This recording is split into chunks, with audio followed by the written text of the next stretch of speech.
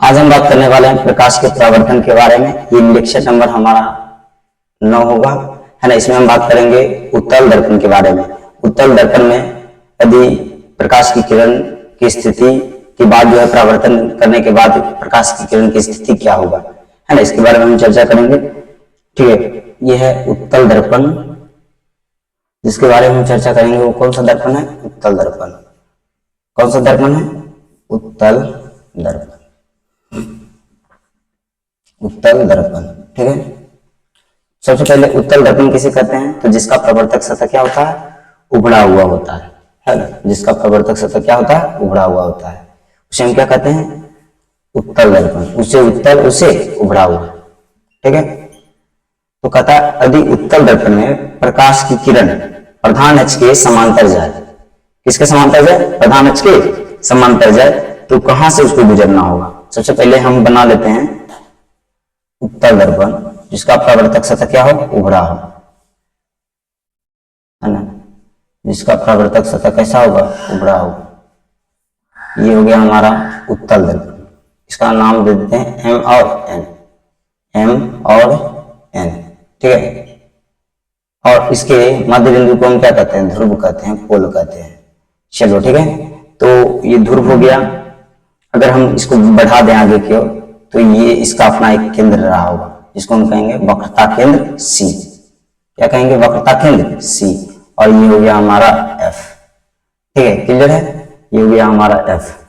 अब जो है ये प्रधान अक्ष है, इसको हम इस तरह से खींच लेते हैं, इस इधर इस और भी, ये भी कहलाएगा प्रधान अक्ष। सीपी को मिलाने वाली रेखा क्या कहलाएगा? प्रधान अक्ष।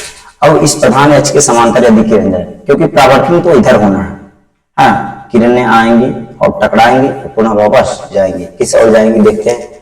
तो कहता है कि यदि प्रकाश की किरण अवतल दर्पण में समांतर आए तो उसको इस ओर से नहीं, इस ओर जाना होगा। इस ओर जाना होगा, इस ओर। और ऐसा महसूस होगा, ऐसा महसूस होगा कि उसको वो फोकस की ओर जा रहा है। किसकी ओर जा रहा है? फोकस की ओर। देखो, इस ओर, इस ओर लग रहा है कि उधर से आ रहा है ना। किधर से आ रहा है? उधर से, ठीक है। ऐसा महसूस हो रहा है, इधर से आ रहा है, एक कल्पना जैसा लग रहा है ना। तो क्या है, इसी के कारण से, ऐसा होने के कारण से उत्तल दर्पण में, है ना, ज्यादातर काल्पनिक प्रतिबिंब बन पाता है। कैसा प्रतिबिंब बन पाता है? काल्पनिक प्रतिबिंब बन पाता है ना। कौन सा दर्पण में? उत्तल दर्पण में, ठीक है। कहता है उत्तल दर्पण में प्रकाश की किरणें प्रधान अक्ष के समांतर, इसको हम क्या कहेंगे? प्रधान अक्ष। सीपी को मिलाने वाली रेखा ये जो है ये कहलाएगा प्रधान अक्ष। क्या कहलाएगा? प्रधान अक्ष। प्रधान अक्ष, ठीक है। प्रधान अक्ष, क्लियर है। और ये प्रधान अक्ष के समांतर यदि कोई किरण जाता है तो उसको परावर्तन के बाद इस ओर मुड़ना होगा, है ना। यहां पर हम लिख सकते हैं, इसको मान ले कोण आई बराबर कोण आर, आने वाली किरणों को आपतित किरण, तो ये हो जाएगा कोण आई, ये हो जाएगा कोण आर, है ना। इंसिडेंट रे और रिफ्लेक्शन रे, है कि नहीं। तो ये हो गया आई, ये हो गया आर। इस तरह से हम दिखा सकते हैं। और किरणें काल्पनिक रूप से कहां फोकस हुई? काल्पनिक रूप से, काल्पनिक रेखा को हम ऐसे दिखाते हैं, टूटी हुई रेखा में, है ना, टूटा हुआ, टुकड़ा हुआ में बटा हुआ, ठीक है। इसको हम क्या कहते हैं? काल्पनिक रेखा। चलो, ठीक है। तो ये हो गया। तो ये पहला स्थिति था। यदि प्रधान, हम लिख देते हैं, यदि एक नंबर में, यदि अवतल दर्पण में, कौन सा दर्पण में? अवतल दर्पण में, अवतल दर्पण में, अवतल दर्पण में प्रकाश की किरण, प्रकाश की किरण, अवतल दर्पण में प्रकाश की किरण, प्रकाश की किरण प्रधान अक्ष के समांतर हो। किसके समांतर हो? प्रधान अक्ष के समांतर हो, प्रधान अक्ष के समांतर हो, समांतर हो।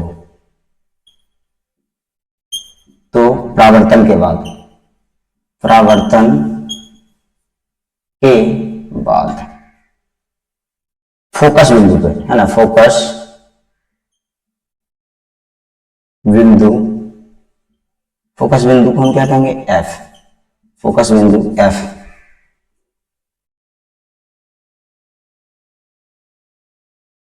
से होकर गुजरती हुई प्रतीत होगी, है ना, गुजरती हुई प्रतीत होगा, सिर्फ ऐसा प्रतीत होगा, ऐसा वास्तविक रूप में नहीं होगा। क्लियर है, ऐसा सिर्फ प्रतीत होगा, प्रतीत होगा, है ना, प्रतीत होगा, ये कल्पना मात्र है। ठीक है, तो ये पहला स्थिति था। उसके बाद हम बात करेंगे दूसरे स्थिति की। अच्छा, कौन दर्पण लिख दिए, अवतल लिख दिए, ओह, उत्तल दर्पण। कौन दर्पण, उत्तल दर्पण, उत्तल दर्पण। चलो, उत्तल दर्पण, ये हो गया उत्तल दर्पण में। ठीक है, तो हम दूसरी स्थिति की बात करेंगे। यदि प्रकाश की किरण, है ना, समांतर गया तो इस प्रकार से हुआ। ठीक है,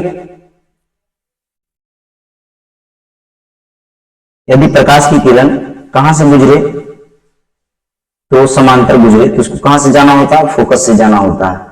और यदि कोई किरण, है ना, उत्तल दर्पण के मुख्य फोकस से गुजरने वाली किरण परावर्तन के बाद, है ना, मुख्य अक्ष के क्या होगा, समांतर निकलेगी। मुख्य अक्ष के कैसे निकलेगी, समांतर निकलेगी, है ना, वो फोकस की ओर जा रहा है, मान लो फोकस की ओर बढ़ रहा है। ठीक है, तो यह दूसरा स्थिति बना देते हैं हम। ये बना लेते हैं सबसे पहले क्या, यह है उत्तल दर्पण। कौन सा दर्पण, उत्तल दर्पण, जिसका परावर्तक सतह कैसा होगा, उसे उत्तल उसे उभड़ा हुआ, है ना, उसे उत्तल उसे उभड़ा हुआ, जिसका प्रवर्तक सतह कैसा हो, उभड़ा हो, कैसा हो, उभड़ा हो। ठीक है, ये हो गया एम दर्पण और ये हो गया एन दर्पण। एम एन दर्पण के मध्य बिंदु को हम क्या कहेंगे, ध्रुव कहेंगे, पोल कहेंगे, क्या कहेंगे, पोल कहेंगे। ठीक है, तो ये हो गया हमारा, इसका अपना एक केंद्र रहा होगा उस ओर, है ना। फिगर बनाने के लिए भी जगह नहीं छोड़े हैं, इसको यहां पे बना लेते हैं, जगह नहीं बचा। यहां पर ये कौन सा दर्पण हो जाएगा हमारा, ये हो जाएगा उत्तल दर्पण, है ना, जिसका प्रवर्तक सतह क्या होता है, उभड़ा हुआ होता है, मतलब धसा हुआ भाग में पॉलिश होगा। दर्पण का नाम क्या होगा, एम एन। ठीक है, इसके मध्य बिंदु को हम क्या कहेंगे, ध्रुव कहेंगे, पोल कहेंगे। और इसका अपना एक केंद्र रहेगा जिसको हम क्या कहेंगे, सी कहेंगे। और इससे आगे बढ़ेंगे तो क्या होगा, ये अनंत होगा। और इसके बीच में क्या होगा, फोकस होगा। ठीक है, और इसको भी हम क्या कहेंगे, प्रधान अक्ष ही कहेंगे। क्या कहेंगे, प्रधान अक्ष। अब वो प्रकाश की किरण जो है फोकस की ओर बढ़ना चाह रहा है, इस ओर जा रहा बेचारा, है ना, कि हम आ रहे हैं तुमसे मिलने के लिए, है ना। लेकिन इसको जो है ना फोकस की ओर जा तो रहा है, सही है, लेकिन ये समांतर फिर वापस यहाँ से परावर्तन के बाद समांतर इसको जाना होगा। लेकिन हमको क्या महसूस होगा, हमको लगेगा कि इस ओर ही जा रहा है ना, मतलब प्रकाश की किरण इस ओर गया, परावर्तन के बाद उसको इस ओर जाना पड़ा। ठीक है, तो ये कहला जाएगा आपतित किरण, इसको हम कहेंगे आपतित किरण। कौन सा किरण, आपतित किरण, ये हो गया हमारा आपतित किरण। ठीक है, आने वाली किरण को हम क्या कहते हैं, आपतित किरण। और ये जा रहा है, ये जा रहा है, कहलाएगा ये आपतित किरण, और ये जा रहा है, कहलाएगा परावर्तित किरण। कौन सी किरण, परावर्तित किरण, परावर्तित किरण।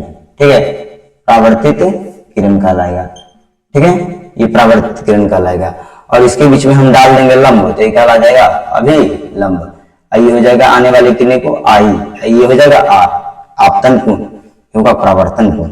ठीक है, तो ये दूसरा स्थिति है। दूसरा स्थिति के बारे में हम कुछ लिख देते हैं। कहता है यदि प्रकाश की किरण, किसकी किरण, प्रकाश की किरण कौन सा दर्पण में, उत्तल दर्पण में, है ना, उत्तल दर्पण में, दर्पण में प्रधान अक्ष के नहीं, फोकस से होकर गुजरती है, फोकस की ओर है ना, आती है ना, इसे लिख सकते हैं फोकस बिंदु एफ से गुजरने वाली किरण परावर्तन के बाद, किसके बाद, परावर्तन के बाद, परावर्तन के बाद क्या, कहां जाना होगा, परावर्तन के बाद जो है प्रधान अक्ष के समांतर जाना होगा। कहां जाना होगा, प्रधान अक्ष के समांतर। कहता है यदि प्रकाश की किरण उत्तल दर्पण में फोकस बिंदु एफ से गुजरने वाली किरण परावर्तन के बाद, है ना, प्रधान अक्ष के समांतर जाना होगा, है ना। इसको कहां जाना होगा? प्रधान अक्ष के समांतर। परावर्तन के बाद प्रधान अक्ष के, है ना, प्रधान अक्ष के समांतर जाना होगा, जाएगा, ये तो जाना होगा, जो भी है। तो क्या है, फोकस की ओर जाना चाह रहा था, है ना, फोकस की ओर बढ़ना चाह रहा था इस ओर। लेकिन यहां पर क्या था? परावर्तक पृष्ठ था। कौन परावर्तक पृष्ठ? अवतल, अवतल दर्पण। अवतल दर्पण क्या है? परावर्तक पृष्ठ है। यहाँ पर भी परावर्तन हो रहा, तो प्रकाश की किरण को किधर जाना पड़ा? इस ओर, समांतर जाना पड़ा। किसके समांतर? तो प्रधान अक्ष के समांतर। इसके और इसके बीच की दूरी क्या है? हमेशा बराबर है, हमेशा बराबर है। तो ये दोनों एक दूसरे को क्या कहलाएंगे? समांतर कहलाएंगे। जैसे रेलवे पटरी होता है ना, रेलवे पटरी वगैरह होता है ना, तो ये दोनों एक दूसरे के क्या कहलाएंगे? समांतर। तो ये फोकस की ओर जा रहे थे, तो इसको कहां जाना पड़ा? समांतर जाना पड़ा। तो ये दूसरा स्थिति था। अब हम अगली स्थिति के बारे में बात करेंगे, तीसरी स्थिति के बारे में, ठीक है।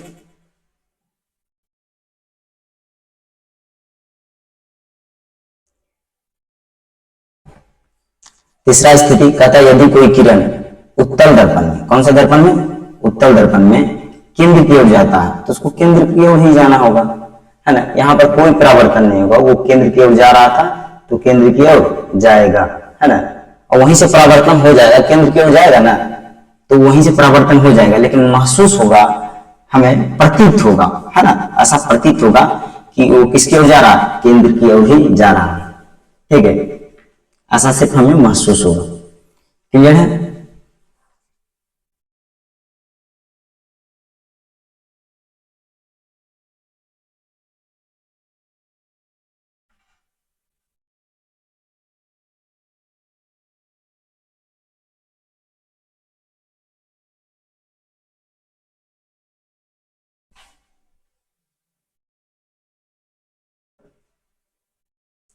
तो हम तीसरा स्थिति बना लेते हैं। ये हो गया तीसरा स्थिति। सबसे पहले कहता कौन सा दर्पण? तो उत्तल दर्पण। किसकी दर्पण, किस दर्पण की बात कर रहे हैं? उत्तल दर्पण। उत्तल दर्पण क्या होता है? जिसका परावर्तक सतह क्या हो? उभड़ा हो, उससे उत्तल, उससे उभड़ा, है कि नहीं? इस तरह से याद रखना है, ठीक है। इस दर्पण का नाम दे देते हैं एम और एन। इसके मध्य बिंदु को हम क्या कहेंगे? ध्रुव कहेंगे, पोल कहेंगे, है ना। और इसका अपना क्या रहा होगा? केंद्र रहा होगा। और केंद्र को पी से मिला दिए ध्रुव से, तो सीपी को मिलाने वाली रेखा प्रधान अक्ष, है ना। और इससे हम परे हो जाएं तो ये क्या कहलाएगा? अनंत। क्या कहलाएगा? अनंत। और इसके बीच में क्या होगा? फोकस बिंदु, ठीक है। तो इसको भी हम कहेंगे प्रधान अक्ष ही कहेंगे। क्या कहेंगे?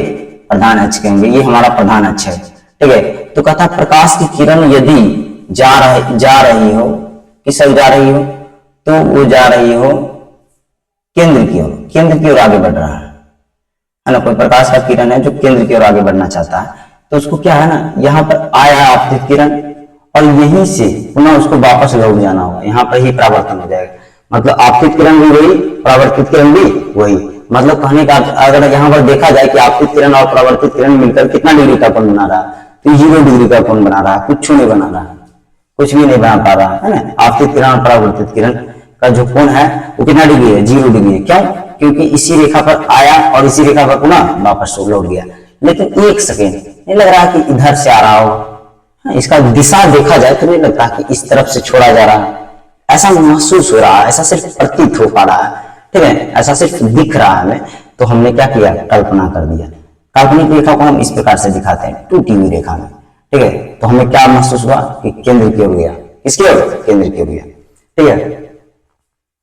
तो हम लिख देते हैं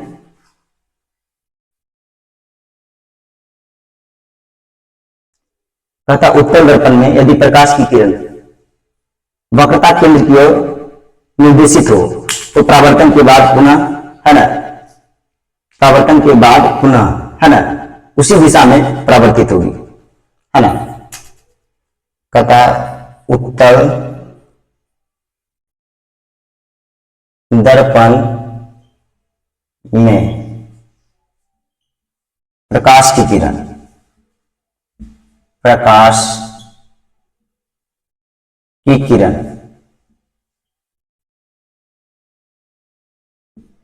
केंद्र की ओर, है ना, निर्देशित हो, मतलब केंद्र की ओर जाना चाह रहा है, उसको कोई निर्देश दे रहा है तो वो अपने आप जा रहा है ना, स्वतः प्रेरित है कि हमको इधर जाना है ना, उसको प्रेरणा मिल गया है कि हमको जाना है। उत्तल दर्पण में प्रकाश की किरण, है ना, केंद्र की ओर, किस ओर? केंद्र, केंद्र मतलब वक्रता केंद्र, केंद्र की ओर और निर्देशित हो, और क्या हो? निर्देशित हो, निर्देशित हो, तो उत्तल दर्पण में प्रकाश की किरण केंद्र की ओर निर्देशित हो तो परावर्तन के बाद, है ना, परावर्तन के बाद पुनः, पुनः मतलब फिर से, है ना, उसी पथ पर परावर्तित होंगे, है ना, उसी पथ पर क्या होंगे? पुनः उसी पथ पर, उसी पथ पर परावर्तित होंगे। क्या होंगे? परावर्तित होंगे, परावर्तित होंगे, ठीक है, परावर्तित होंगे, ठीक है।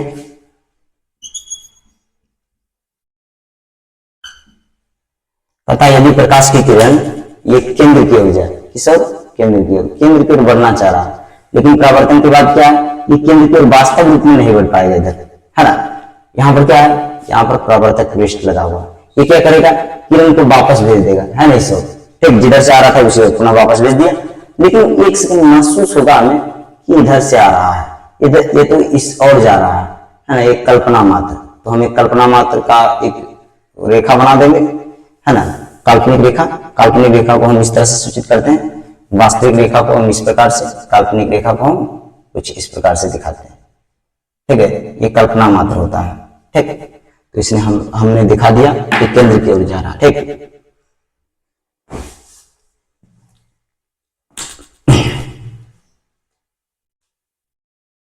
अगला जो है कि चौथा जो स्थिति है कि उत्तल दर्पण में यदि प्रकाश की किरण, उत्तल दर्पण में यदि प्रकाश की किरण केंद्र की ओर जाए, किसकी ओर जाए? केंद्र की ओर, है ना।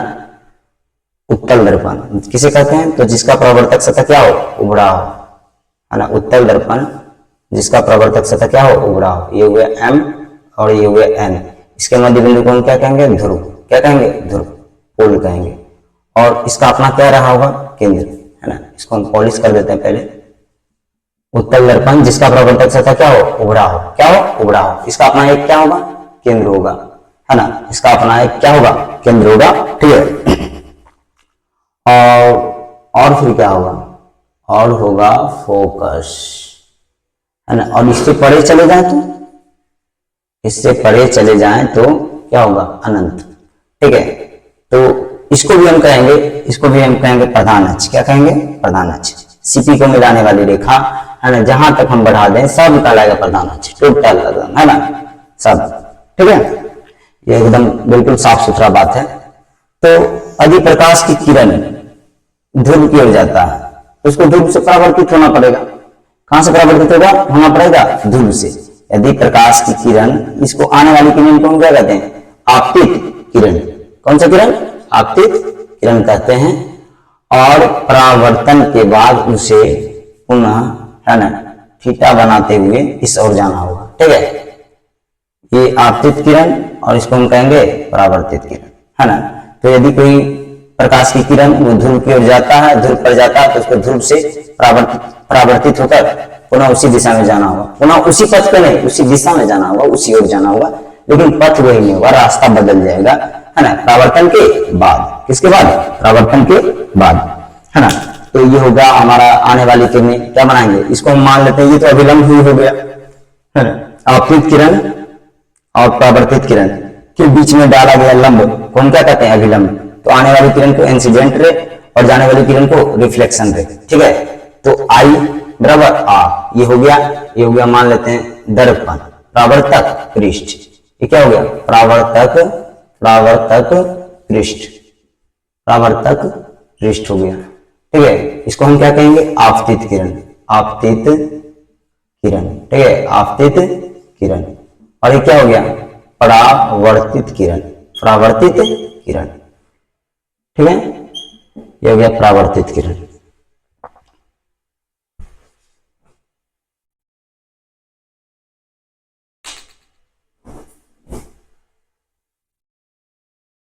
अब हम अगले लेक्चर में बात करेंगे कि उत्तल दर्पण में, है ना, बिंब को कहां रखने पर प्रतिबिंब बन पाएगा, है ना। तो आज के लिए इतना ही। अब मिलते हैं नेक्स्ट वीडियो में, तब तक खुश रहिए, मस्त रहिए।